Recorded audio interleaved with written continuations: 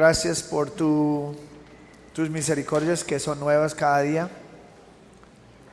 Señor, ayúdanos en esta mañana a estar atentos y que podemos ser humildes, enseñables. Señor, por favor, utilízame como tu mensajero para predicar las verdades de tu palabra. Gracias por tu palabra, que realmente sin ella somos totalmente perdidos espiritualmente y también en cómo vivir la vida. Queremos glorificarte, Dios, tanto en la predicación como en escuchar. Entonces utiliza este tiempo para tu gloria, en el nombre de Cristo Jesús, amén. Bueno, abren sus Biblias en esta mañana.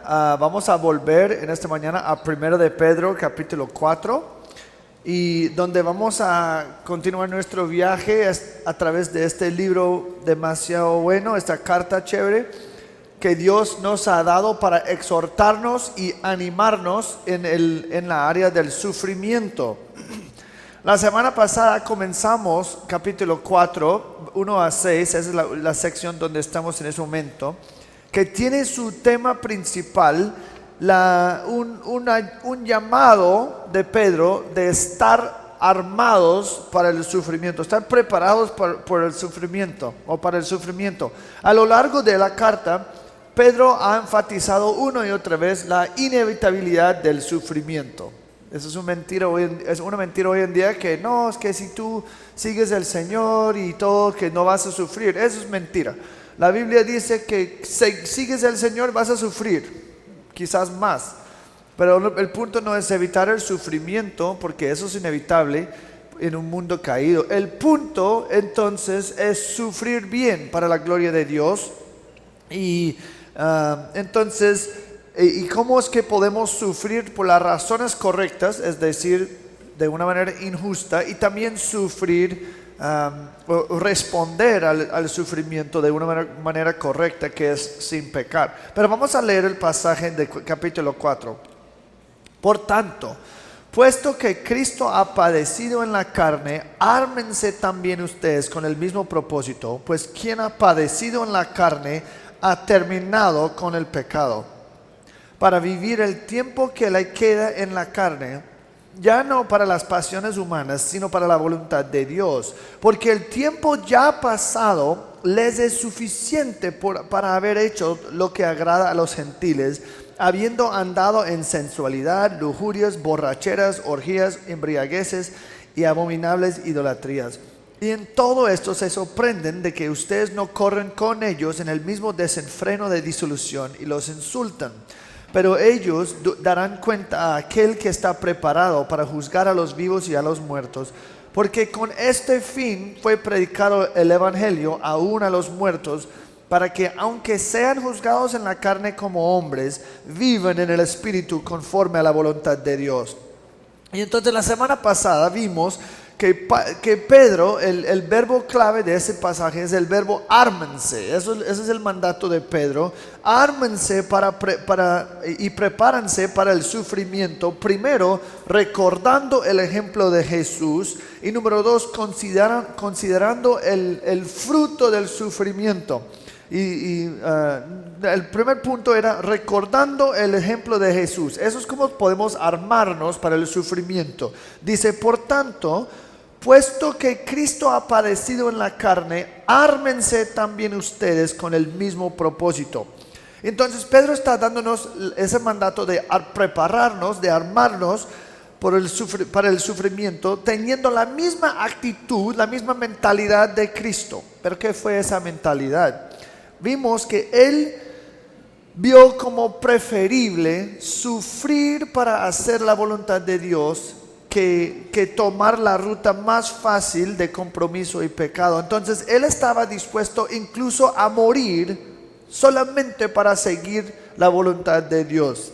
Entonces Pedro está diciendo, cristianos, si quieren sufrir bien para la gloria de Dios, entonces nosotros tenemos que tener esa misma actitud, esa misma mentalidad que tenía Cristo, que está dispuesto de hacer absolutamente todo lo necesario para seguir y glorificar a Dios, aun si nos cuesta, aun si sufrimos por eso, aun si inclusive morimos por eso, debemos estar dispuestos a seguir el Señor y obedecerlo.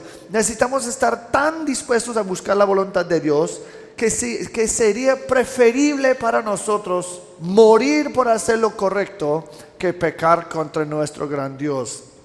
Y es mejor estar perseguido que tener la vida más cómoda, pero lleno de compromisos y pecados. Y entonces preparamos por el sufrimiento, recordando el ejemplo de Jesús, pero también preparamos y teniendo su mentalidad. Y la segunda cosa que hacemos para armarnos, para prepararnos, es considerar el fruto del sufrimiento, donde dice en versículo 1, pues quien ha padecido en la carne ha terminado con el pecado. Y eso está diciendo que el resultado final, el fruto del sufrimiento y morir para el cristiano, es que cuando morimos, por fin estamos terminados con el pecado. Por fin estamos terminados con el pecado. Para un cristiano, morir es ser demasiado privilegiado. Morir es como ganancia para un cristiano. Salmo 116, 15 dice: estimada a los ojos del Señor es la muerte de sus santos. Eso es interesante porque Dios está diciendo, eso para mí, el santo que se muere, eso es algo lindo en los ojos del Señor. Pues qué diferente que nosotros, ¿no? Que nosotros pensamos en que qué horrible. Para el Señor es que por fin mi siervo ha terminado la carrera y estoy llamándolo a su hogar verdadero. Su peregrinaje está terminado. Entonces para el Señor es algo muy, muy lindo. Los cristianos son favorecidos porque cuando morimos, por fin somos liberados del dominio, no solamente el dominio, sino la presencia del pecado. Ir al cielo, morir, significa que la lucha y la batalla contra el pecado se acabó. Uy, es que eso va a ser un gran día. Para un cristiano, el día de mi muerte o de nuestra muerte es el día más feliz y más dulce de nuestras vidas. Porque realmente es como el primer día de nuestras vidas reales. Entonces, ¿qué es lo peor que puede pasar con nosotros? Si decidimos que vamos a seguir al Señor, vamos a obedecerlo, ¿qué es lo peor que puede pasar? Para nosotros es decir, que morir. Pero si la cosa peor que puede pasar con nosotros es la cosa mejor que puede pasar a nosotros, entonces, ¿por qué vamos a estar viviendo como con tantos temores y tanta tentación de comprometernos con el mundo y no seguir al Señor? Porque si realmente la muerte es la mayor recompensa y premio, ¿qué vamos a temer? ¿Qué sería que nos llevaría a pecar en vez de sacrificarnos para el Señor? Y en 4:2-6, Pedro comienza a darnos los resultados prácticos de prepararnos, de adoptar la mentalidad de Cristo, que es esa mentalidad que está totalmente libre del temor de la muerte. Y en número 1 vamos a ver hoy que Él nos va a dar una nueva misión en la vida, esos versículos 2-3, un nuevo desafío, versículo 4, y un nuevo consuelo, versículos 5-6. Primero vamos a estudiar la nueva misión en la vida. Si tenemos esta mentalidad de Cristo, de que yo estoy listo a obedecer hasta la muerte, digamos, entonces eso nos da algo práctico, que es una nueva misión. Versículo 2: para vivir el tiempo que le queda en la carne, ya no para las pasiones humanas, sino para la voluntad de Dios. Porque el tiempo ya pasado les es suficiente para haber hecho lo que agrada a los gentiles, habiendo andado en sensualidad, lujurias, borracheras, orgías, embriagueces y abominables idolatrías. Es solamente cuando nos hemos armado con la mentalidad correcta, la motivación correcta para vivir para Dios, la gloria de Dios sin importar el costo, solamente cuando tenemos esa mentalidad estamos listos a comenzar y arrancar con nuestra nueva misión. Y la nueva misión es sencillamente esta: vivir el resto del tiempo en la carne, ya no para las pasiones humanas, sino para la voluntad de Dios. Y eso suena similar de lo que Pedro ya había dicho en 1:17, donde dice: condúzcanse con temor durante el tiempo de tu peregrinación. La frase, el tiempo que queda en la carne, simplemente se refiere al resto del tiempo que yo tengo en esta tierra. El resto de mi vida, hasta que yo me muero o el Señor me lleva con el rapto. Y la verdad no sabemos cuál va a pasar primero, pero primero de Pedro 4:7 dice que nosotros debemos pensar que eso no va a demorar mucho, porque 7 dice: el fin de todas las cosas se acerca, en capítulo 4. Entonces la idea es que, mira, el resto de tu vida tú tienes una misión simple, muy simple, muy sencillo. No, deja de vivir por las pasiones humanas y comienza a vivir para la voluntad de Dios. Eso es la misión. Pedro está haciendo varias cosas, pero vamos a evaluar esta frase: vivir ya no para las pasiones humanas, sino para la voluntad de Dios. Y en esta frase Pedro está haciendo varias cosas. Primero, él va a comparar la vida pre-Cristo y la vida post-Cristo, y con características de cada época. Pedro está diciéndonos de una manera muy clara que en la salvación viene un cambio drástico a la vida. Hay un nuevo enfoque, una nueva misión, una nueva búsqueda y una nueva meta. Por implicación, si tú dices que el Señor te ha salvado y no tienes una nueva misión, no tienes una nueva meta, no ha sido un cambio radical, entonces tú no eres salvo. Es que mucha gente, hace años había un libro que John MacArthur escribió que se llama El Evangelio según Jesucristo, y él estaba tratando una idea que estaba tratando el tema de señorío. Y ese señorío básicamente es esto: había un grupo de personas, como hoy todavía hay, que dice: mira, es posible decir y orar una oración de fe y seguir exactamente igual. El Señor me salva porque yo hice mi oración como un formulario, como un amuleto. Yo dije algunas palabras, yo repetí algunas palabras y ahora yo soy salvo. Yo tengo mi tarjeta de seguro contra el infierno, así que ahora yo lo puedo vivir mi vida lo mismo como antes. Es decir, si Cristo puede ser mi Salvador, no tiene que ser mi Señor. Y eso pasa a veces. Ustedes conocen gente: yo soy cristiano, y su vida es totalmente mundano, exactamente como era antes, y comienzas a decir: pues, ¿cómo es que tú eres cristiano y nada ha cambiado? Nada ha cambiado. No tienes nuevos deseos, no tienes nuevos afectos, no tienes una nueva misión. Es porque la salvación necesariamente la salvación viene con esas cosas. Es imposible que el Señor puede ser tu Salvador y no ser tu Señor, es decir, tu jefe, tu amo. Si tú no eres esclavo de Cristo en la manera que vives, es porque tú no perteneces a Cristo, tú eres un esclavo de Satanás todavía. Entonces, él está diciendo en esta frase: vivir ya no para las pasiones humanas, sino para la voluntad de Dios. Está diciendo que necesariamente hay un cambio que pasa ahí.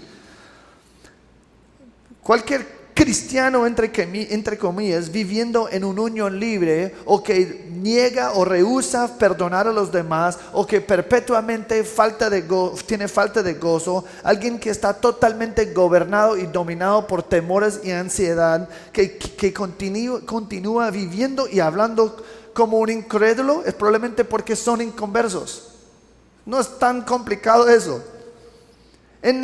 La segunda cosa que Pedro está haciendo es: él está dividiendo la vida en dos rumbos, dos viajes, dos caminos. Una es una vida dedicada a la búsqueda de las pasiones, las lujurias, los deseos humanos. Vamos a hablar de esto en un momento. Pero la segunda opción es una vida que está totalmente dedicado a la búsqueda de cómo vivir según la voluntad de Dios. Aquí hay dos rutas. Y la Biblia muchas veces habla así, hay dos rutas. ¿Qué quieres? Tienes la opción, Mateo 7, 13 a 14. La puerta y la senda angosta que lleva a la vida, o la puerta ancha y la senda amplia que lleva a la perdición. Son dos caminos, escoge lo que tú quieres. Primero de Juan 2, 15 a 17, habla de alguien que ama el mundo, pero no el Padre. Entonces, o amas el mundo o amas al Padre. Dos rutas distintas. Santiago 4, 3, o eres amigo con el mundo o amigo de Dios. Y si tú eres amigo del mundo, tú eres enemigo de Dios. Eso es Santiago 4, 1 o 4, 3. O Gálatas 5 dice, mira, hay dos rutas. Hay la vida definida por la carne y la vida definida por los frutos del Espíritu. Es que realmente es uno o el otro. Si alguien dice que no, pues que yo quiero ser cristiano, pero como medio metido en el mundo, es como, ese es totalmente opuesto y no, eso no funciona así. Entonces tenemos dos rutas, dos opciones de cómo vivir nuestras vidas dos opciones de que a qué vamos a dedicar nuestras vidas. Uno, ya sabemos, ya una ruta realmente ya conocemos bien, porque es lo que caracterizaba nuestra vida antes de la salvación. Las palabras ya no indican un cambio total de dirección. La palabra ya no significa voy a dejar de hacer algo que estoy haciendo para hacer otra cosa. Es un cambio completo que hemos hecho. Nosotros hemos vivido para las pasiones y las lujurias de la carne. En versículo 3, Pedro entra en más detalle de esta vida pasada y él dice, esta vida es lo que agrada a los gentiles. Los gentiles se refiere en ese momento a paganos, inconversos. No es necesariamente gentiles y judíos, es más como gentiles como todos los inconversos. Entonces él está diciendo algo como, mira, ustedes ya vivieron en el rumbo de los paganos, de los gentiles. Ustedes ya conocen esa ruta. No, ya conocen esa ruta. Entonces él nos da, en versículo 3, él nos da algunos ejemplos, una lista, una muestra, digamos, de algunas cosas típicas de los inconversos, del camino de los gentiles. Y dice, sensualidad, que es una falta de dominio propio. Esa palabra, un abandono de sí mismo, probablemente hablando de temas sexuales, pero en general está conectado con pecados sexuales. Y realmente en esta lista que nos va a dar, casi todos los pecados que menciona tiene que ver algo con pecados sexuales y pecados de como relacionados con el alcohol o emborracharse, algo así. Dice sensualidad, lujurias. Una lujuria, un deseo, una pasión, digamos, es un deseo para algo prohibido o puede ser simplemente un deseo demasiado fuerte para alguien, un deseo inadecuado, un antojo. Y una persona que está controlado por sus antojos, sus deseos y sus pasiones en vez de lo que son los principios del Señor. Eso es lujurias. Borracheras, pues no hay necesidad de definir eso. Orgías, pues yo creo que hoy en día tenemos un diferente pensamiento de eso, pero no, ese término realmente estaba hablando de fiestas excesivas. Es que como fiestas locas, pues participando en cosas como muy extremos, fiestas todo el tiempo. Embriagueces, no necesariamente significa que todos están borrachos, pero es una fiesta donde la gente sirve alcohol y están tomando y la posibilidad de perder control está allí bien presente. Fiestas salvajes, digamos. Y después abominables idolatrías. Eso es cuando, pues idolatría, pero como en ese época realmente muchas de esas cosas que Pedro está mencionando tiene que ver con los cultos romanos, el culto o la religión idólatra de los romanos. Muchos de los pecados que está mencionando están conectados con la manera de adorar ídolos en ese entonces. Tenían prostitutas pues de la iglesia o del templo, donde la manera de alcanzar a Dios fue hacer algo así. Aunque, qué raro que yo he escuchado cosas de iglesias carismáticas cuando dicen algunas cosas así, que es súper loca. Pero la idea fue, y eso suena más carismático, ¿no? Es que la idea fue perder control para poder comunicar más con el Señor. Por eso tomar alcohol.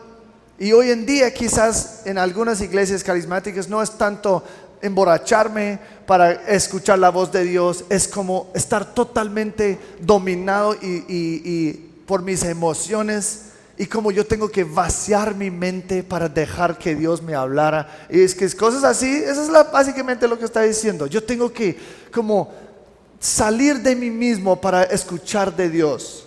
Es la idea. Pero yo creo que la tentación para nosotros es escuchar esta lista y decir, pues eso realmente no me aplica. Yo no tomo alcohol, yo no estoy fornicando, yo no voy a la discoteca. Pero ¿qué son algunos otros pecados que realmente están caracterizados por el mismo exceso y falta de dominio propio? Pues algunas personas comen demasiado y no tienen dominio propio en cuanto a la comida, y comen en una manera excesiva. Otros van de compras, siempre están comprando algo. Materialismo, es que una persona que no tiene dominio propio y le gusta comprar en exceso, llenar más cosas, y está tratando de llenar un vacío en sus vidas por comprar cosas. Materialismo, drogas, otra manera. Pero ¿sabes qué? Yo creo que si pensamos que está hablando de esta lista, estamos perdiendo el punto, porque el punto de Pedro es que realmente no es una lista en sí, pero es como, mira, tu vida anterior fue caracterizado por el pecado. Y si ustedes están pensando allí, pero esta lista todavía no me aplica. Bueno, yo revisé un par de versículos en el Nuevo Testamento que nos da otras listas de pecados que caracterizan los incrédulos. Entonces, prepárense. Gálatas 5, inmoralidad, impureza, hechicería, enemistades, pleitos, celos, enojos, rivalidades, disensiones, herejías, envidias. Efesios 4, ira que no es justa, robar, usar palabras que no edifican. Eso toca a todos. Toda amargura, enojo, ira, gritos, insultos, así como toda malicia. Colosenses 3, 5 a 9. Fornicación, la impureza, las pasiones, los malos deseos y la avaricia, que es idolatría. Ira, enojo, malicia, insultos, lenguaje ofensivo de tu boca o mentirse. 1 Timoteo 1, 9 a 10. Recuerda, esta lista, si tú escuchas tu pecado en esta lista, Pedro está diciendo, mira, ustedes ya han tenido tiempo de vivir así. Así que basta ya. O vas a vivir para las pasiones humanas y la lista de que estoy leyendo, o vas a vivir para la voluntad de Dios. Esas son las únicas dos opciones. 1 Timoteo 1, 9 y 10. Transgresores y rebeldes. Yo no tengo que hacer nada externamente. Si mi corazón es rebelde, estoy viviendo como un incrédulo. Los impíos, pecadores, los irreverentes y profanos, los que matan a sus padres o a sus madres. Espero que no tenemos eso. Para los asesinos, los homosexuales, secuestradores, los que juran en falso. 2 Timoteo 3, 1 a 5. Amadores de sí mismo, ávaros, jactanciosos, soberbios, blasfemos, desobedientes a los padres. Pilas, niños. ingratos, irreverentes, sin amor, implacables, calumniadores, desenfrenados, salvajes, aborrecedores de lo bueno, traidores, impetuosos, envanecidos, amadores de los placeres en vez de amadores de Dios, teniendo apariencia de piedad, pero habiendo negado su poder. Y por fin, Romanos 1, 28 a 32. Llenos de toda injusticia, maldad, llenos de envidia, pleitos, engaños y malignidad. Son chismosos, detractores, aborrecedores de Dios, insolentes, soberbios, jactanciosos, inventores de lo malo, desobedientes a los padres. Otra vez, niños. Sin entendimiento, indignos de confianza, sin amor, despiadados. Si escuchaste un pecado en toda esa lista, que es una lucha para ti, eso es lo que el Señor está diciendo, hay que abandonar. Eso es una ruta, y la otra ruta es diferente. Y quizás están aquí diciendo, yo soy religioso, yo no hago cosas así. Yo voy a la iglesia, yo diezmo, yo no tomo, yo no bailo, yo no tengo relaciones íntimas, yo no hago rumba. Entonces tu pecado probablemente es la hipocresía, la autojusticia y tratando de buscar tu aceptación en las obras. Así que, bailas, nos toca a todos. Nota lo que dice, habiendo andado. Esto significa que estos pecados no eran solamente una caída de vez en cuando, eso era el costumbre de su vida. El patrón. Por eso dice en versículo 4, están enojados con nosotros porque no corremos con ellos en el mismo desenfreno. ¿Y sabes qué? Si hay un hipócrita religiosa, es que las pasiones desde adentro, no solamente el hecho que yo hago actividad religiosa, eso no quita las pasiones. Yo he escuchado muchos testimonios donde la persona dice que estaba súper juiciosa, yo hice todas las cosas, fui a la iglesia, yo obedecí a mis padres y todo, pero adentro no podía controlar las pasiones y los deseos malas y las lujurias que tuve, y así que solo lo hice en secreto, porque es imposible contener lo que está adentro. Tarde o temprano va a salir, aun si nadie sabe. Y actividad religiosa no hace absolutamente nada para frenar tus pasiones. Eso es Colosenses 2:23. Tales cosas, es decir, prohibiciones externas, no comes, no hagas tal cosa, tienen la verdad, la apariencia de sabiduría en una religión humana, en la humillación de sí mismo y en el trato severo del cuerpo, pero carecen de valor alguno contra los apetitos de la carne. Actividad religiosa no sirve en absoluto para frenar los apetitos de la carne. Entonces, si estás ahí como aplaudiéndote porque tú no luchas con esos pecados, pero mira, la actividad religiosa no te protege contra el corazón malvado, pecaminoso. Todas las cosas, eso es que hace un incrédulo. Ellos viven vidas motivados por su búsqueda de sus placeres egoístas. Pero Pedro está diciéndonos algo muy importante en esta sección. Todos estos deseos y pasiones de la carne son algo del pasado. Del pasado. Eso no puede ser la realidad presente para un cristiano. Romanos 6, 1 a 3. ¿Qué diremos entonces? ¿Continuaremos en pecado para que la gracia abunde? De ningún modo. Nosotros que hemos muerto al pecado, ¿cómo viviremos aún en él? ¿O no saben ustedes que todos los que hemos sido bautizados en Cristo Jesús hemos sido bautizados en su muerte?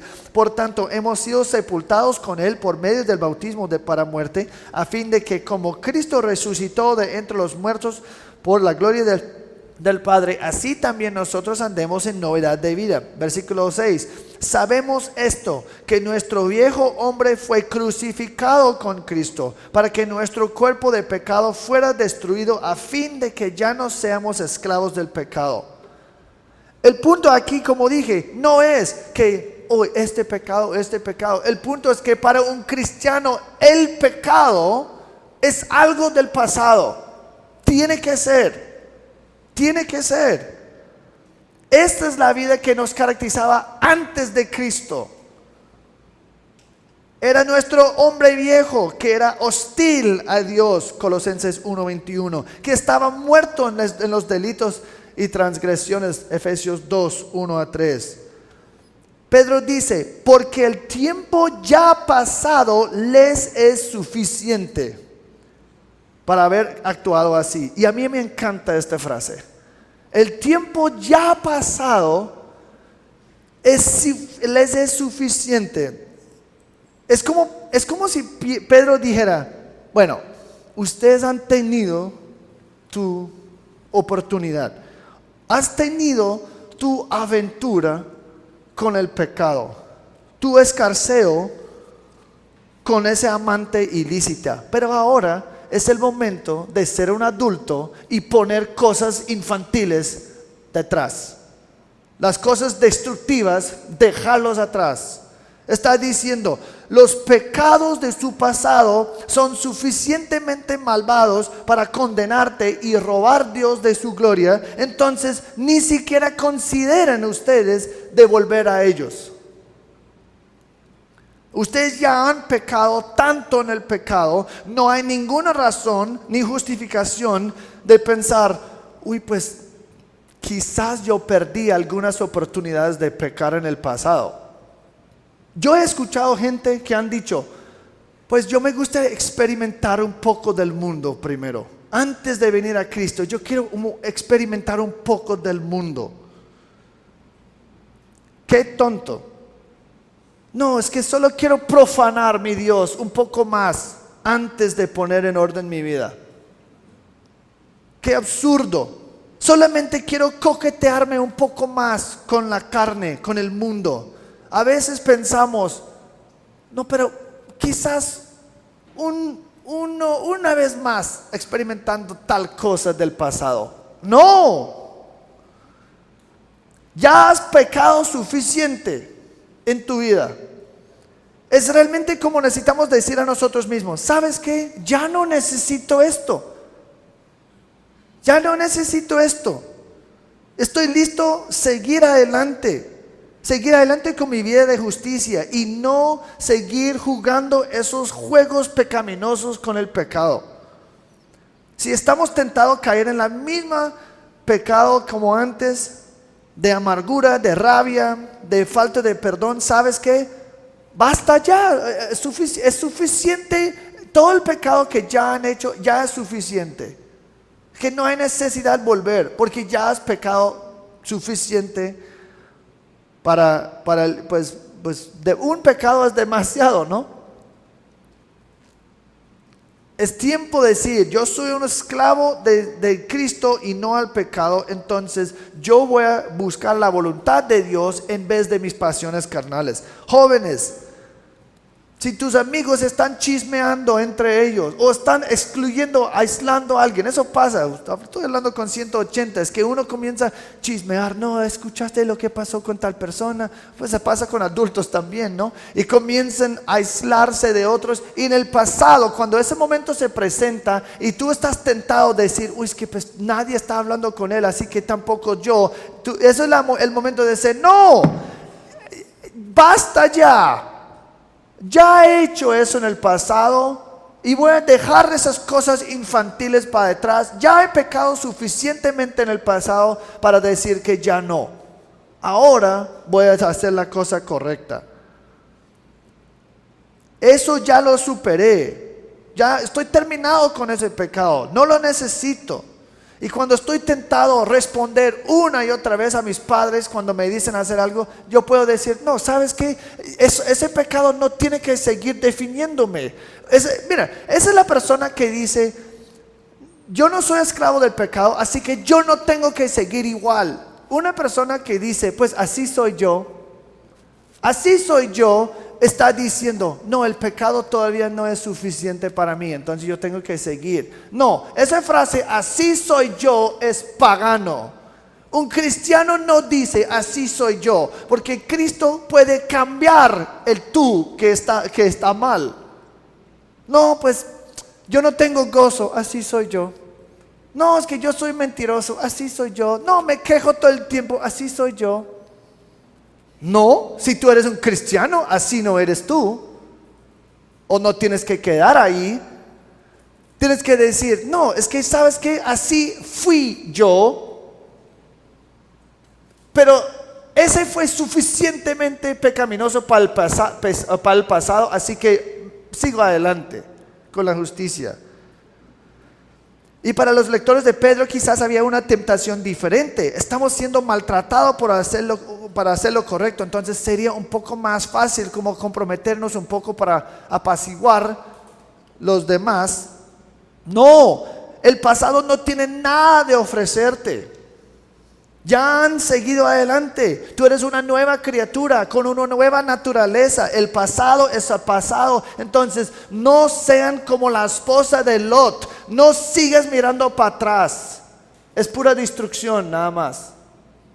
Pero tú puedes decir, entonces, ¿cuánto pecado tiene que haber hecho antes de que sea suficiente? ¿10 años? ¿20 años? ¿30 años? ¿Cuántos años tienes? ¿Cuántos años tienen? Ya es suficiente. No, pero yo solo tengo 6 años, ya es suficiente. Tengo 50, demasiado suficiente. 60, demasiado. 10, demasiado. Ya es suficiente el pecado del pasado. No hay necesidad de seguir igual. Hay 2 opciones, 2 rutas, 2 caminos para elegir. Uno lleva a la destrucción, el dolor, el infierno, pero viene con la promesa de un poco de placer temporal e insatisfactorio. La otra ruta dice, vas a tener un poco de dificultad, posiblemente sufrimiento y persecución, pero al final viene satisfacción, gozo, paz y la promesa de la recompensa eterna y el cielo y Dios mismo. Pero ahora que tenemos una nueva misión, vamos a darse cuenta que para vivir para Cristo de una manera audaz y sin compromiso, también nos va a llevar a tener, número 2, una nueva dificultad, un nuevo obstáculo, una nueva resistencia. Versículo 4. Y en todo esto se sorprenden de que ustedes no corren con ellos en el mismo desenfreno de disolución y los insultan. Y en todo esto, eso significa mi decisión de abandonar el pasado y seguir adelante y vivir por una manera valiente para la voluntad de Dios. Dice, se sorprenden.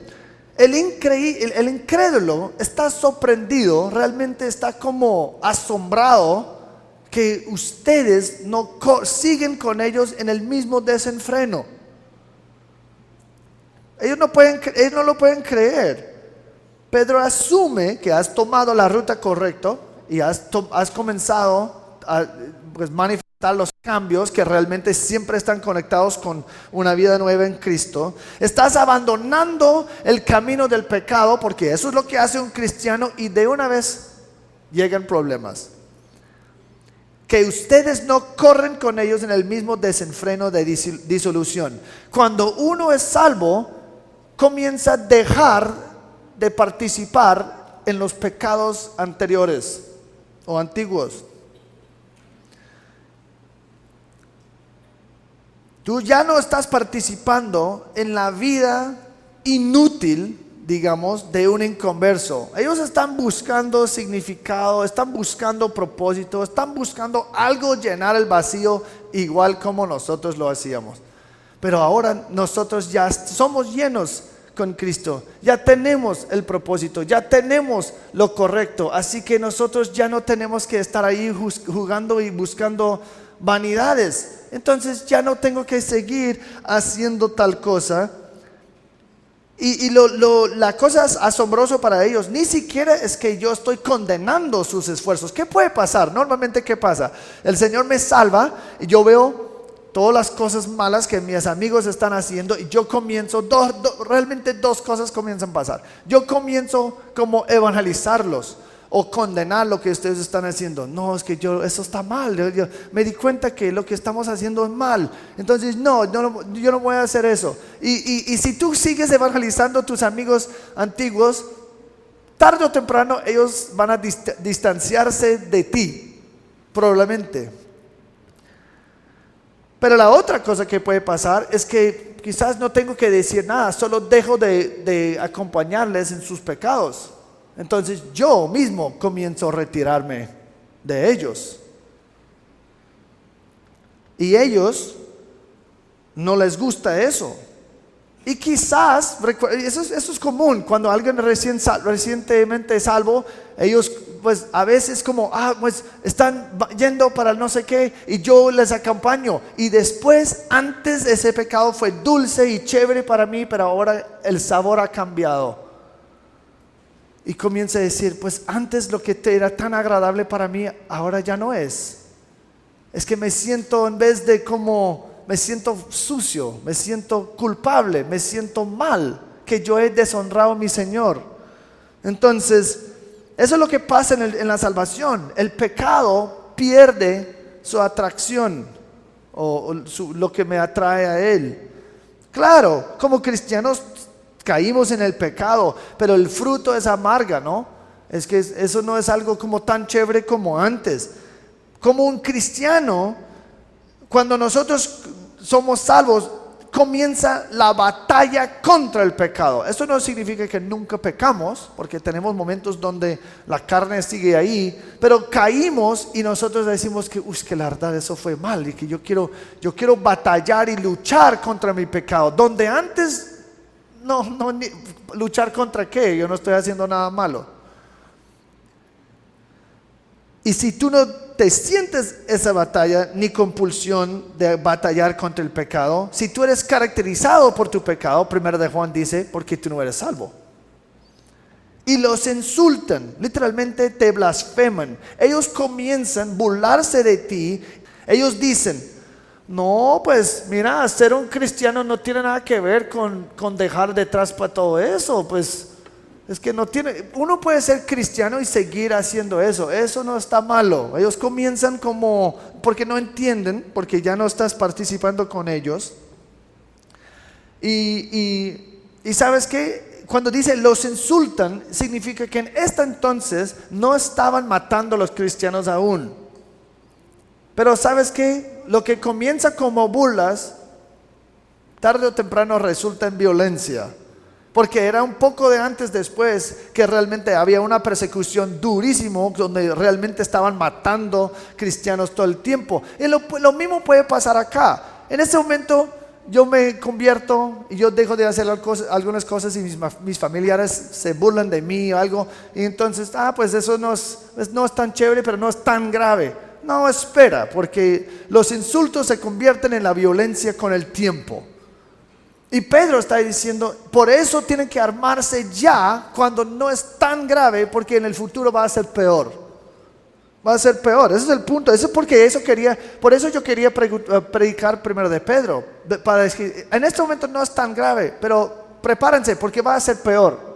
Cada vez va a ser peor. Y si ustedes no están listos cuando no es tan grave, seguramente no van a estar listos cuando está mal. Tenemos que... La verdad, yo creo que es una de las maneras más comunes que sufrimos como cristianos es con los que nos conocieron antes de la salvación.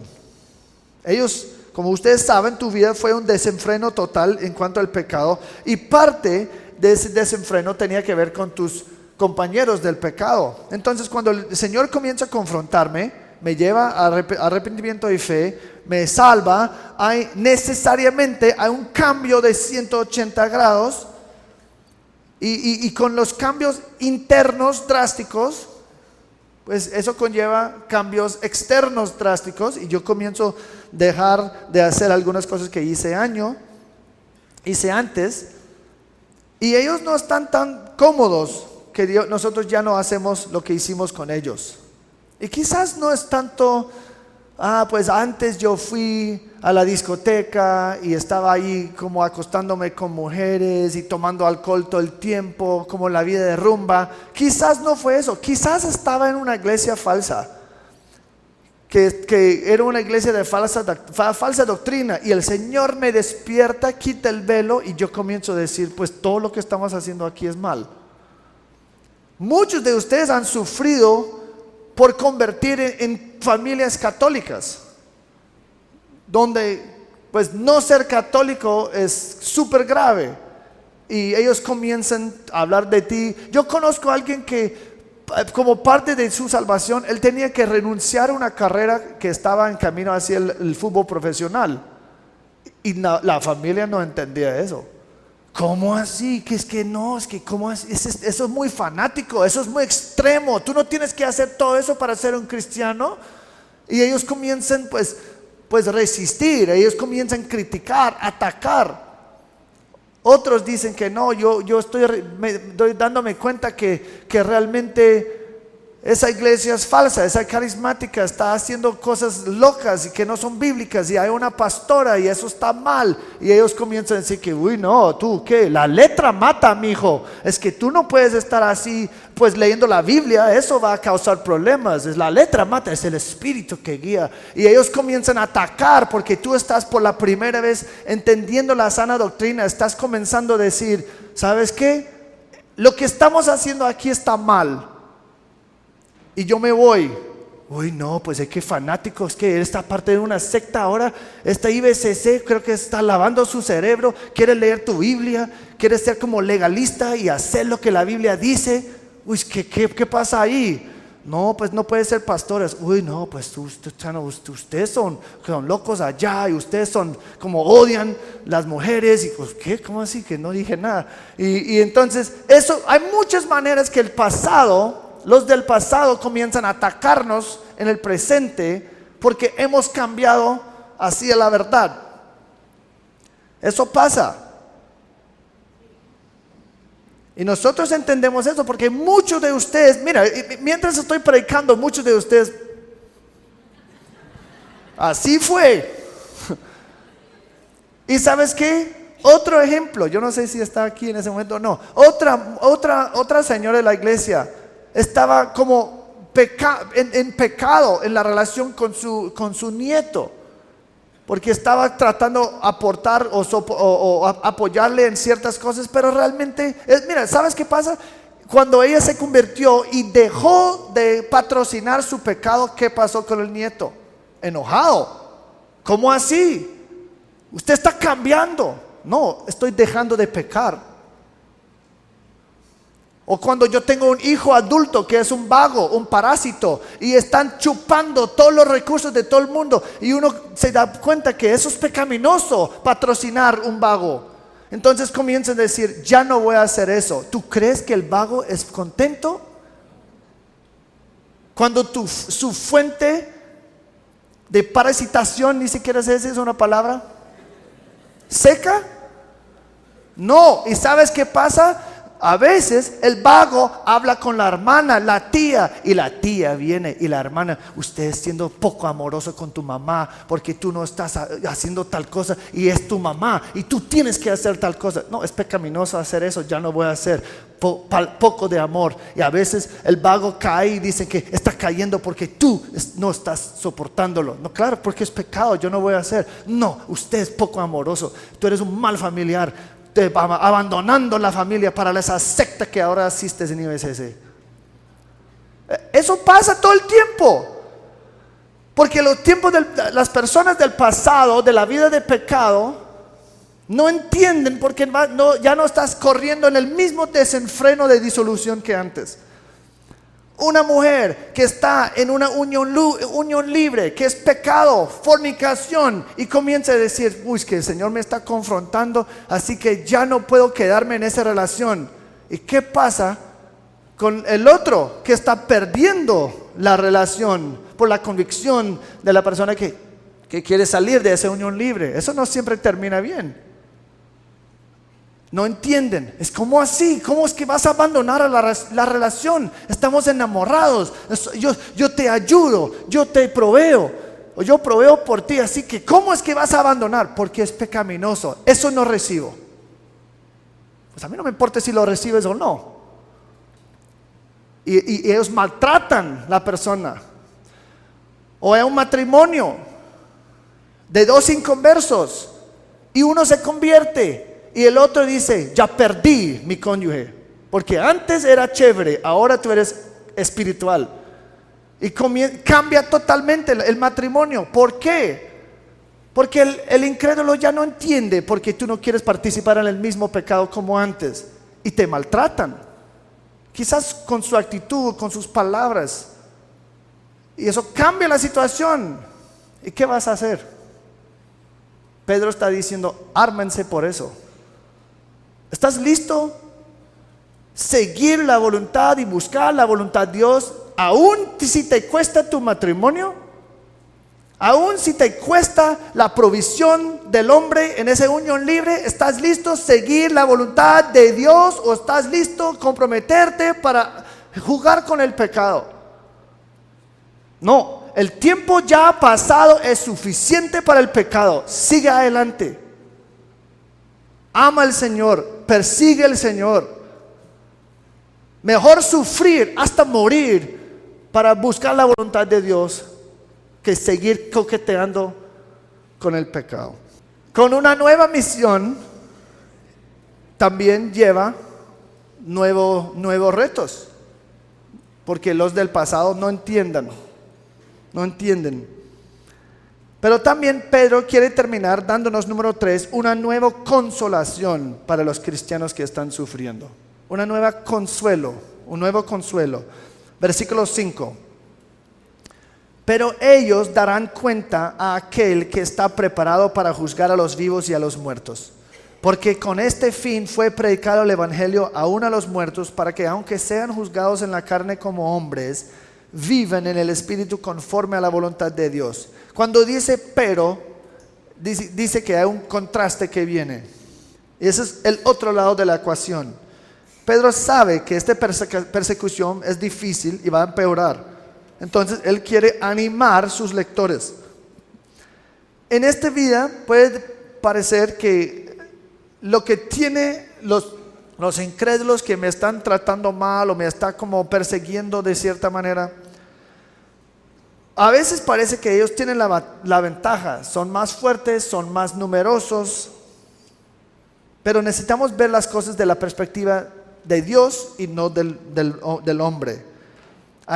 Viene un tiempo donde todos los que se burlen de mí, que me calumnian, que me rechazan, que me maltratan, ellos van a contestar y responder a Dios en el día del juicio. Eso es un consuelo para el inconverso.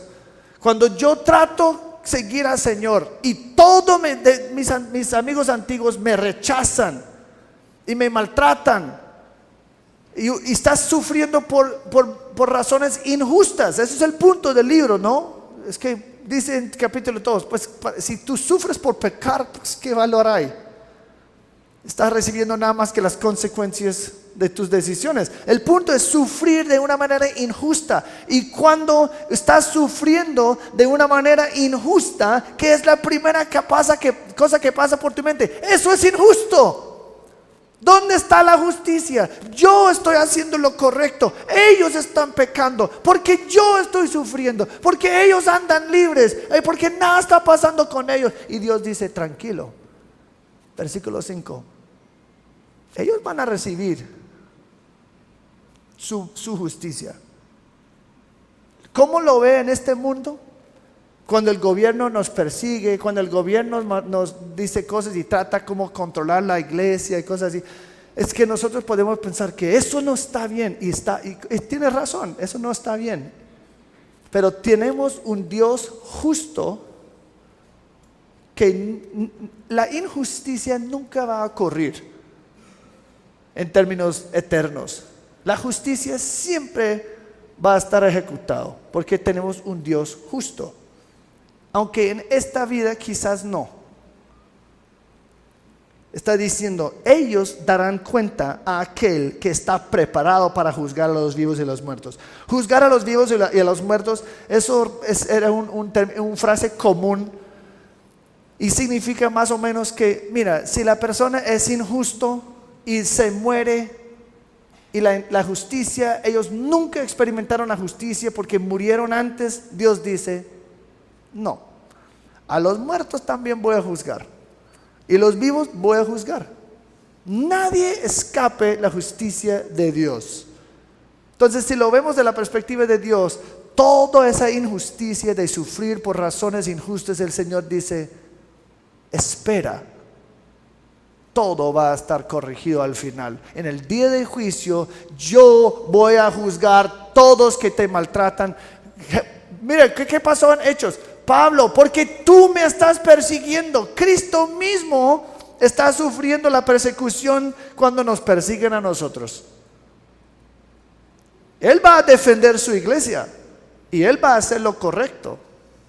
Entonces, aunque parece que estamos perdiendo en esta vida, no estamos perdiendo para nada. Solamente estamos esperando el momento para que la policía más grande, la policía celestial, digamos, está listo para ejecutar su justicia. Entonces podemos descansar en eso. Eso es un consuelo. Es que mira, nosotros queremos que el infierno exista, porque el infierno es una evidencia tremenda que la justicia al final va a estar ejecutado.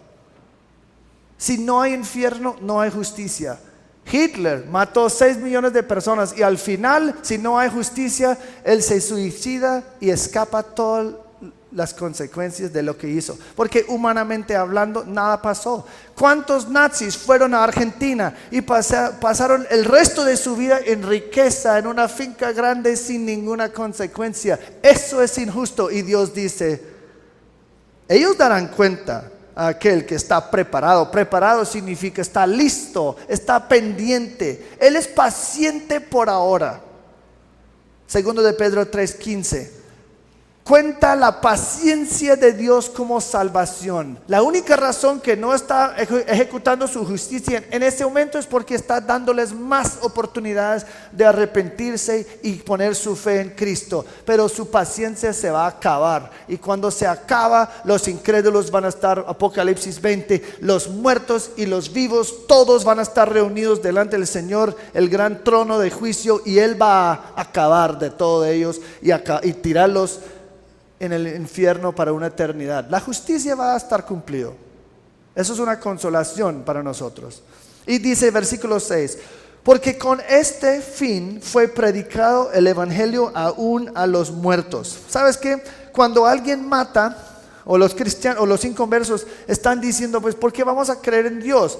Mira, los cristianos mismos se mueren.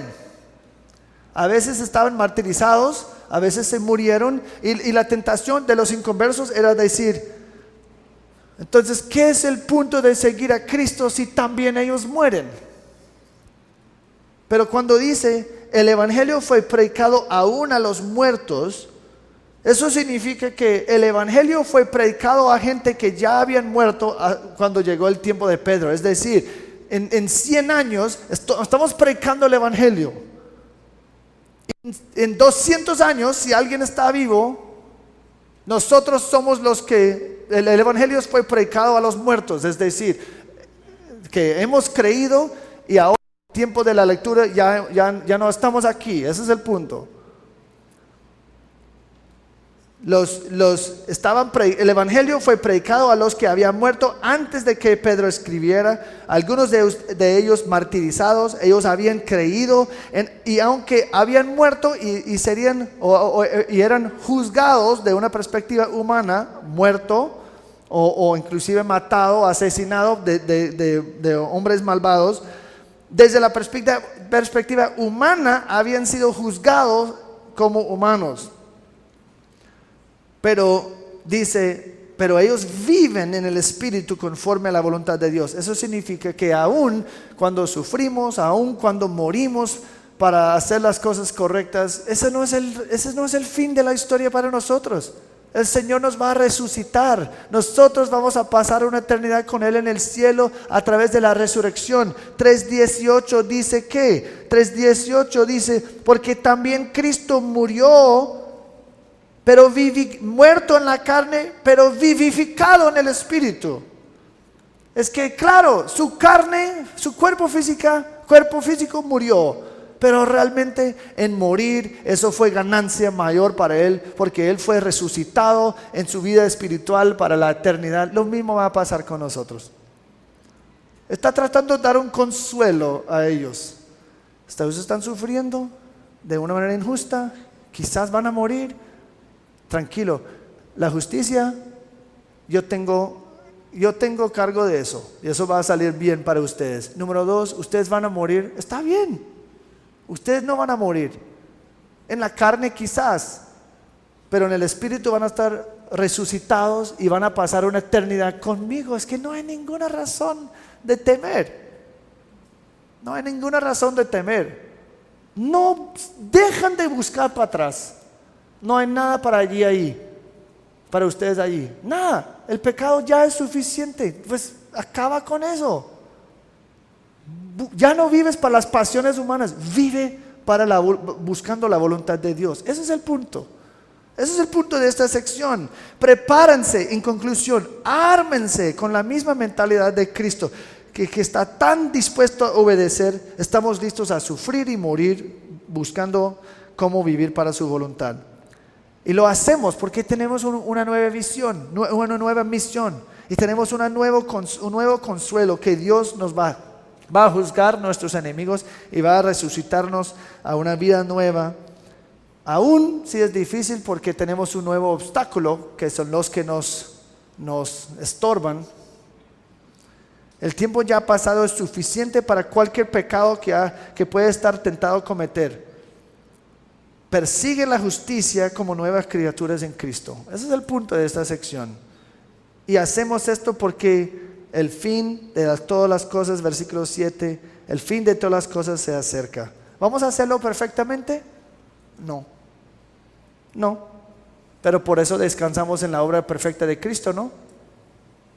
Pero tenemos la meta, tenemos la carga, pero Cristo ya ganó la salvación. La única manera que hay justicia y nosotros no vamos a estar juzgados por Cristo. La única manera que tenemos esperanza de estar resucitados es porque Cristo ya ganó eso en su vida perfecta, en su muerte, en su resurrección. Él ganó la perfección, Él ganó la justicia, Él ganó la aceptación con el Padre. Así que estamos libres en ese sentido de descansar en esa buena noticia de Cristo, pero también esforzarnos, seguimos adelante buscando la voluntad de Dios y dejando de pecar. En nombre de Cristo Jesús, amén. Oremos. Gracias Señor por tu palabra, que nos exhorta, que nos confronta, pero Señor, que también nos anima. Ayúdanos, Señor, a armarnos para el sufrimiento. Ayúdanos a armarnos con la misma mentalidad, que estamos tan dedicados a servirte y buscar tu voluntad, que estamos listos a sufrir para obedecerte, sabiendo que realmente sufrir de una manera injusta, usted va a cuidarnos y respaldarnos con la justicia de nuestros enemigos, y también tú vas a resucitarnos. Y un día toda esta batalla y toda esta vida complicada, lleno de dificultad y sufrimiento, nosotros vamos a encontrar pues todo resuelto al final en la resurrección y la eternidad contigo. En el nombre de Cristo Jesús te agradecemos. Amén.